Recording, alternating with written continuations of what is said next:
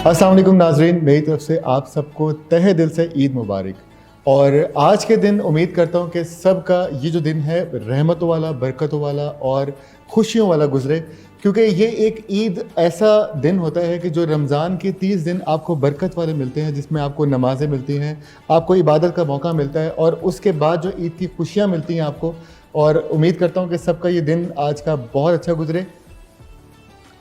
हमेशा एक रिवायत है कि ग्रीनिच यूनिवर्सिटी जब ईद का शो करता है तो अपने जितने भी फैकल्टी हैं और अपने जितने भी स्टाफ हैं उनको हम ईद के लिए बुलाते हैं और बुलाने के बाद उनसे पूछते हैं कि ईद की जो आज के दिन की जो खुशियां हैं वो किस तरह से वो सेलिब्रेट करते हैं अपने घर वालों के साथ। और कुछ लोग जाते हैं, जाहिर बात है, अपने ईद करने के लिए कभी अपने गांव जा रहे होते हैं, कुछ लोग यहीं पर ईद कर रहे होते हैं, कुछ लोगों का घर यहीं पर है कराची के अंदर, और हर बंदा अपने अपने घर वालों के साथ ईद कर रहा होता है। तो आज जो हमारे मेहमान हैं, मतलब मैं अगर तारीफ़ करने लगूं और उनका बयान करने लगूं तो मेरा ख्याल है शायद मेरे पास वक्त बहुत कम होगा और वक्त ऐसे ही निकल जाएगा। तो हमारे साथ बग़ैर वक्त गवाए हम जो हमारे दोनों मेहमान हैं उनका तारुफ करवाते हैं। हमारे साथ हैं डॉक्टर ए.के. मुग़ल सर और साथ हैं डॉक्टर ज़ुल्फ़िकार अली साहब। और सर कैसे हैं आप? I'm fine, thank sir you. Eid मुबारक। आपको ईद मुबारक। सर आपको भी ईद मुबारक। सर मेरा एक सवाल है पहला वाला। मैं कहता हूँ शो को जल्दी जल्दी से हम शुरू करते हैं क्योंकि मुझे ना सवाल आप लोगों से करने के लिए ना बड़ी बेचैनी हो रही है। सर आज किस किस को ईदी देकर आया? पहला सवाल ये है। आज वैसे ईदी तो देते हैं मगर मेरे बच्चे सब बाहर हैं। सर मुझे दे देगा चाहते हैं। इसीलिए मैंने आज ईदी दूंगा तो हमारे जो काम करने वाले हैं उनको ज़रूर दे, वो हकदार हैं ईदी के। बेशक वही हकदार हैं। सर पहले तो मैं स्टार्ट करता हूँ अपनी बेटी से, जो मेरी प्यारी बेटी जिमल, मेरी एक ही बेटी है, तो पहली ईदी उसको देता हूँ। उसके बाद मेरे बेटों को देता हूँ। उसके बाद जो है मैं कोशिश करता हूँ जो घर के बच्चे हैं उनको ईदी देते हैं। उसके बाद जो मोहल्ले के बच्चे हैं जो भी, उनको भी मैं कोशिश करता हूँ उन सबको ईदी दूँ ताकि सर अपने मोहल्ले के बच्चों तक ईदी दे दी, हमें भी देके जाइएगा इंशाल्लाह आपको और एक कैमरे में देना। ये रिकॉर्ड कर लें, हम आपको भी ईदी देंगे ज़रूर सर, क्या बात है। अच्छा सर, ईद का दिन मतलब देखें, मेरा ख्याल है कि ईद का दिन जो शुरू होता है ना बगैर नमाज के शुरू नहीं होता, ठीक है सर? ईद का जब ईद की नमाज के बाद आपका शुरुआत कैसे होती है? नहीं देखिए ना, ईद नमाज पढ़ के बंदा जब घर आता है तो जहन में काफ़ी चीज़ें होती हैं कि अब मसलन मेरा एग्जांपल ले लें, हमारे गेट पे सिक्योरिटी गार्ड्स हैं तो वो एक्सपेक्ट करते हैं कि ईदी मिलेगी, तो पहली ईदी उनको मिलती है। मैं फ़कीरों को नहीं देता हूँ, मेरी शुरू से आदत है कि आप फ़कीरों को फ़कीर और पैदा करेंगे तो जो डिज़र्व होंगे उनको देते हैं। अच्छा, उसके बाद मैं ऐसे बताता हूँ कि ये सिर्फ एक, मैंने तकरीबन 170 ईदें देखी है। माशाअल्लाह। आप बोलेंगे कितनी उम्र है तो मैं यही कहने वाला था, तो मेरी उम्र 80 साल है तो 160 हो गई ईदें। मगर कुछ हमारे बचपन में झगड़े वाली ईदें होती हैं, हर सब किसी साथ 3 होती थी ईदें, किसी साथ 4 होते थे, तो इसीलिए 170 मैंने इसीलिए लिया। अच्छा, ईद जो वो हम थे रात को सोते नहीं थे, बच्चे थे, यकीन करें जूते उसके साथ रख के सोते थे। और उस ज़माने में हमारे गांव में जूते मुच्ची बना जाता था और इतना सख्त चमड़ा होता था, प्रोसेसिंग नहीं करते थे, इतना सख्त होता था कि जो ज़ख्म हो जाते हैं नीचे पीछे से अगर जूता सख्त हो तो एक दिन मुझे जाते मुझे हो गया तो मैं ईद पे हाथ में जूते लेके, ताकि लोग ये नहीं समझते कि जूते नहीं लिए चला गया। बहरहाल ईद हकीकत में बच्चों का ज़्यादा होता है, फैमिलीज़ की एक वो है एग्जाम्पल है कि मिले आके और आपस में, और एक भाईचारे का दिन है। बेशक जब आप मिलते हैं ना, मिलने का क्या होता है, मिलते तो ऐसे मगर जब मिलते हैं उसका मतलब ये होता है कि आप लव दिखाते हैं, मोहब्बत दिखाते हैं, इज़्ज़त दिखाते हैं।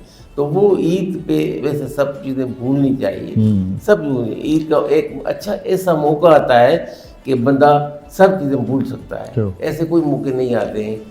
तो सर मेरा ख्याल है कि जो रमज़ान के जो 30 दिन है वो आपको यही सिखाते हैं शायद कि आप जब ईद का त्यौहार है या रमज़ान के दिन है तो आप अपने जितने भी जो मतलब आपकी लड़ाई झगड़े होते हैं इन सबको भूल के एक अपनायत आपस में रखते हैं। और ये मेरा नहीं ख्याल कि ये जो रिश्ते हैं मतलब बहन भाई के हो गए या कोई रिश्तेदारों के, इसमें हमें झगड़ा करना चाहिए। मतलब एक मोहब्बत से रहना चाहिए ज़िंदगी, कोई पता नहीं वैसे भी सर जंग चल रही है। सर आप क्या कहेंगे सर? सर मैं ईद नमाज पढ़ने के बाद फ़ौरन पहले कब्रिस्तान जाता हूँ। जो हमारे लोग हमसे गुजर चुके हैं उनके लिए दुआए खैर मांगता हूँ, उनकी मगफरत मांगते हैं। उसके बाद मैं वापस आता हूँ तो घर आता हूँ तो पहले अपने बाप और अम्मा के पाँव पे गिर के उनसे दुआ लेता हूँ, क्योंकि वही सर के हमारे ताज। उसके बाद फैमिली, बच्चे, उसके बाद दोस्तों के साथ मिलना, फिर जो मेहमान घर आते हैं मीठा बनाते हैं खास करके हम, तो बिरयानी सर्व करते हैं। हम बलोचों में थोड़ा बिरयानी का वो ज़्यादा रवाज है, तो हम मेहमानों को ये चीज़ें सर्व करते हैं। हम कोशिश करते हैं पहला दिन फैमिली के साथ और दोस्तों के साथ गुजारते हैं घर में। क्या बात है सर। खाने में आपको क्या पसंद है ईद वाले दिन स्पेशली? मतलब आप क्या कहते हैं, कढ़ाई गोश्त होनी चाहिए, शीर कोरमा होना चाहिए? नहीं, मैं शीर खुरमा बहुत पसंद करता हूँ, बहुत पसंद करता हूँ। तो मुझे, मैं डायबिटिक सर नहीं, आज हम बनाना भूल गए। डायबिटिक नहीं हूँ, इसलिए मैं शीर खुरमा बहुत पसंद करता हूँ। और फिर कढ़ाई, मैं इतनी बिरयानी नहीं खाता हूँ सर। मैं चावल बहुत ऐसे ही ज़िंदगी में चावल बहुत कम खाता हूँ। मुझे कढ़ाई और नान और ये शीर खुरमा, ये सबसे। अब मेरा ख्याल है कि ईद जो है ना वो शीर खुरमा के बगैर अधूरी है। सेवियाँ, और वैसे भी हमारे घर में हर तीसरे दिन सेवियाँ पकती हैं, मैं सेवियाँ खाता हूँ। मीठा मुझे बहुत पसंद है, हालांकि वाइफ डायबिटिक है। चले मैं भी मुल्तान जाऊंगा, आपके लिए सोन हलवा लेकर आऊंगा। जब भी क्योंकि ईद के तीसरे दिन मुझे मुल्तान जाना है, तो मैं वहाँ से सोन हलवा लेकर आऊंगा। हम एक हलवा बनाते हैं, खास किस्म का हलवा होता है जिसको बलूची हलवा कहते हैं। पहले दिन हम वो खाते हैं, वो ज़्यादा मीठा हम नहीं रखते ताकि सारे खा सके, डायबिटीज़ वाले भी खा सके। उसके बाद वही नमकीन चीज़ें, बिरयानी से स्टार्ट होता है, फिर कौरमा, फिर कढ़ाइयाँ, फिर ये चीज़ें सारी चलती रहती हैं। मगर हम स्टार्ट करते हैं बलूची हलवे से, जो मेरी वाइफ बनाती है और बहुत अच्छा बनाती है, तो उसको हम खाते हैं और एंजॉय करते हैं। अच्छा सर, मतलब जो ईद का जो दिन होता है, मतलब आपको क्या लगता है कि जो पहले वक्त में जब हम बचपन में हुआ करते थे वो ईद ज़्यादा अच्छी थी या अब की ईद ज़्यादा अच्छी? उस ईद की बात ही नहीं करें यार। आज तो हर बच्चा जो है ना दूसरे दिन तक शॉपिंग करके नए कपड़े ले आता है। ईद पे हम नए कपड़े लेते थे, ईद के बगैर नहीं लेते थे। ईद पे जूता लेते थे नए, तो खुशी वो होती थी। और जब हमारे जो बड़े थे और जब ईद पे मिलने आते थे, चवन्नी रखते थे हाथ पे, चवन्नी 25 पैसा, और तो इतनी खुशी होती थी कि आज चवन्नी मिली है। वरना वो एक आना होता था जिसमें 8 पैसे होते हैं, वो ज़्यादातर एक ईद पे मेरा पूरा रुपया भी नहीं हुआ, 1 रुपया भी नहीं हुआ।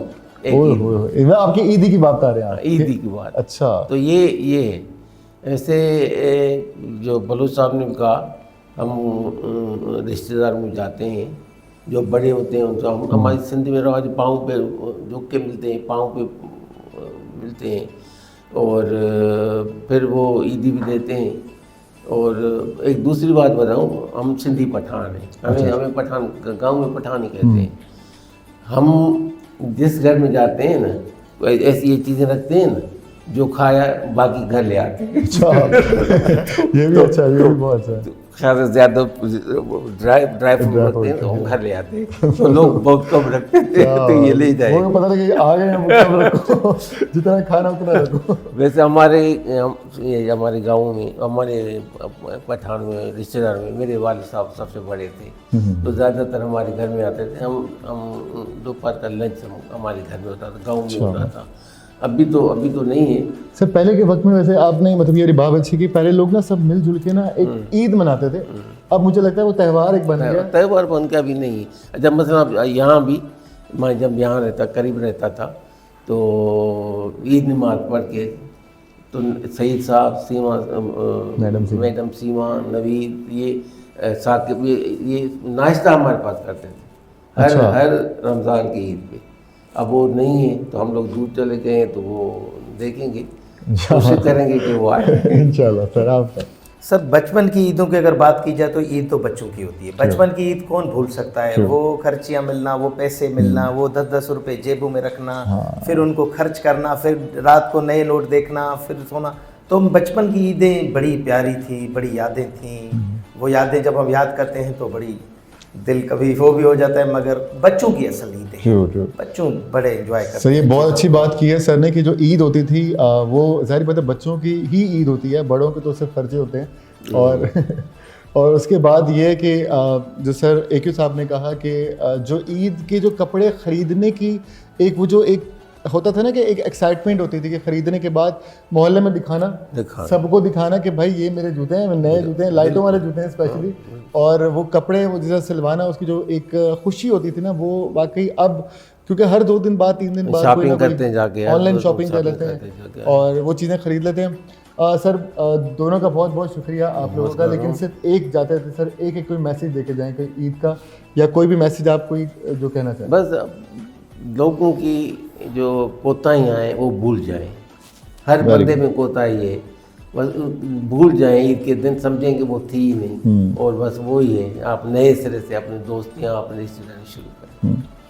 मैं ईद के हवाले से एक मैसेज देना चाहता हूं कि आप हमेशा ईद वाले दिन, खुशी वाले दिन, आप उन गरीब लोगों को भी याद करें जो आपके मोहल्ले में हैं, जो आपके दोस्तों में मौजूद हैं। कोई ऐसे लोग हैं जो बहुत गरीब हैं, जो ईद नहीं कर सकते, उनको भी अपनी ईद में शामिल करें और जो है उनके साथ भी अपनी ईद बांटें ताकि वो भी अपनी खुशियाँ मना सके आपके से। मेरा ये पैगाम है पूरे उम्मत मुसलमान को। क्या बात है सर, बहुत अच्छा मैसेज दिया, और सर आप ईदी मुझे देके जाएंगे, ठीक है सर। और बहुत बहुत शुक्रिया। हमारे साथ बहुत से गेस्ट थे, डॉक्टर ए.के. मुगल साहब और डॉक्टर जुल्फ़कार अली बलोच साहब, और हमारे आप कहीं पर भी नहीं जाइएगा, हमारे पास और भी अभी बहुत सारे गेस्ट हैं जो हमारी पूरी जो ग्रेंज की फैकल्टी है, हम सबसे मिलवाएंगे आपको।